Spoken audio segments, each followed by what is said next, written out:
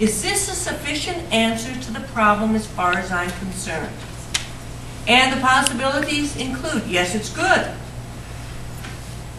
Yeah, but really that makes me wonder about something.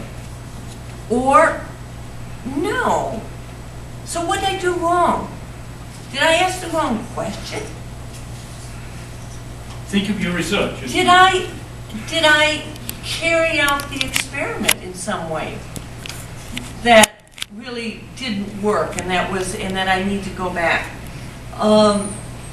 And whatever of those questions, inquiry, if it's effective, just keep cycling. So that you go back, you're very likely to go back to the question whether or not is it good enough, or whether or not, because then you want it to get better. I heard Gordon and Nora talking this afternoon at lunch about something you did 10 years ago, and Nora, you tried 10 years ago and you did it. And so it was good enough 10 years ago what you did, but somebody else coming along and looking at that same question. Nora did better. No, I did better. And so this movement of evaluation, as I said, was a really crucial part for us to understand when we're working in education, again, at every level, from pre-K through research scientists. You have to, the evaluation has to be intrinsic. And remember we said that science, that misconceptions, mistakes can play an important part. We think guided inquiry is not always good. Well, the misguide isn't always great. If you look at it.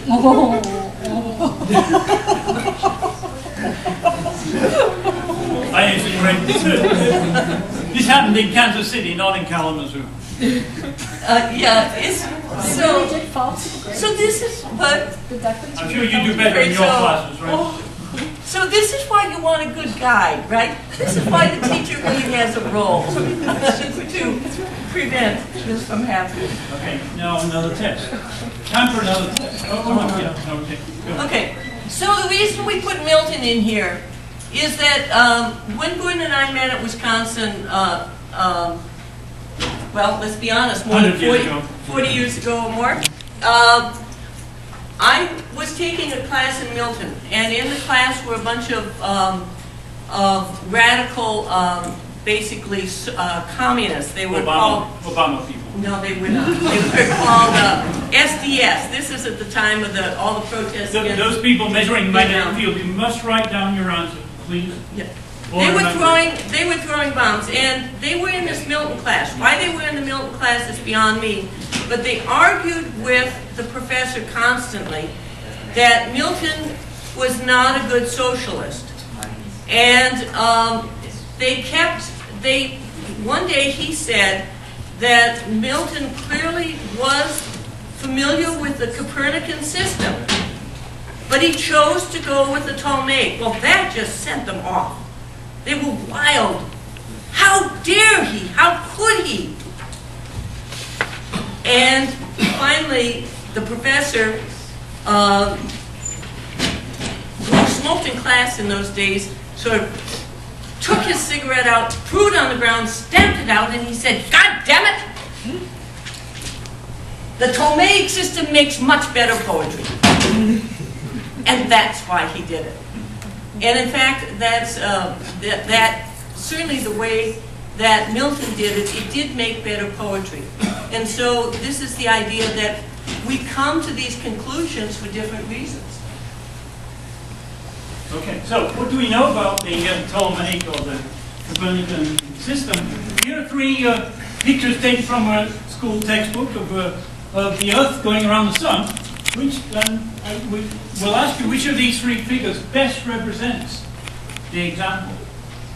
And we could ask almost anybody. We could ask the US Senate this question, or we could ask a bunch of high school students, but we're going to ask you.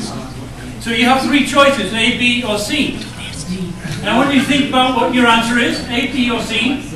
And then we're going to vote. Okay?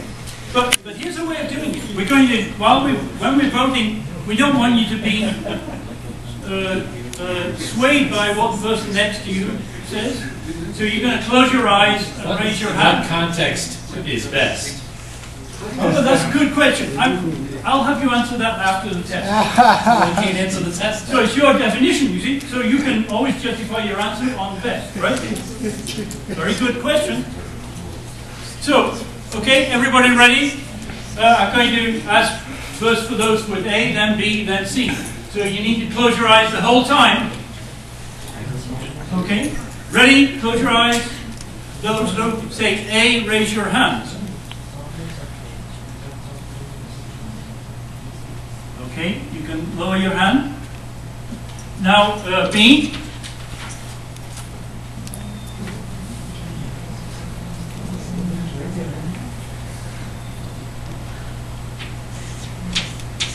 And C. Raise your hand. One.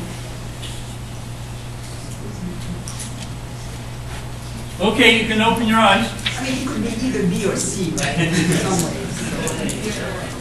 Those are 18, might have been 17, it might have been 20. I could count. So two think A is the best representation, B thinks 18,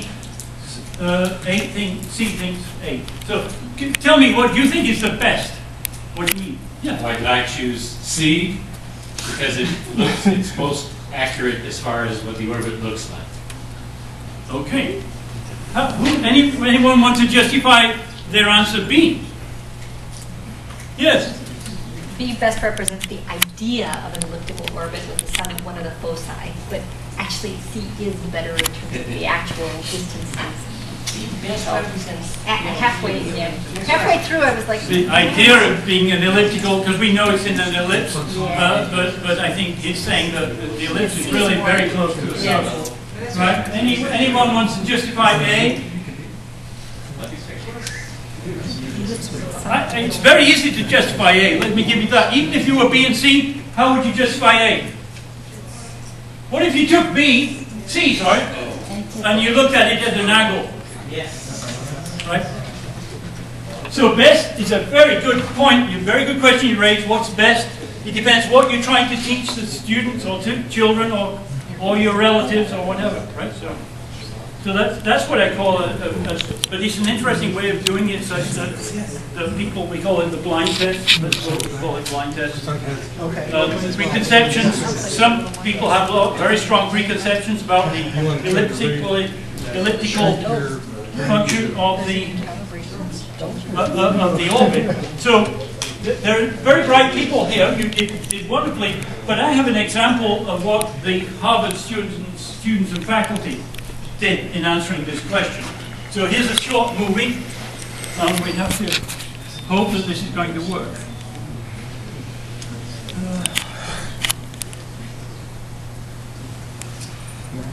We had to turn it off. These are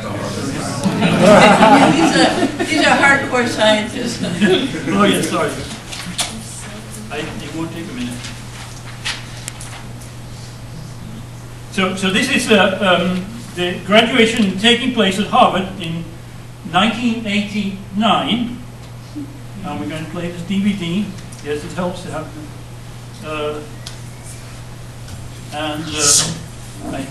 I think we have sound. We had plenty of sound earlier. And you'll see that they actually, I don't know that they did as well as you guys, but let's see. Last time we gave this talk, there was one of the professors was a Harvard graduate, and he really took umbrage at this selection.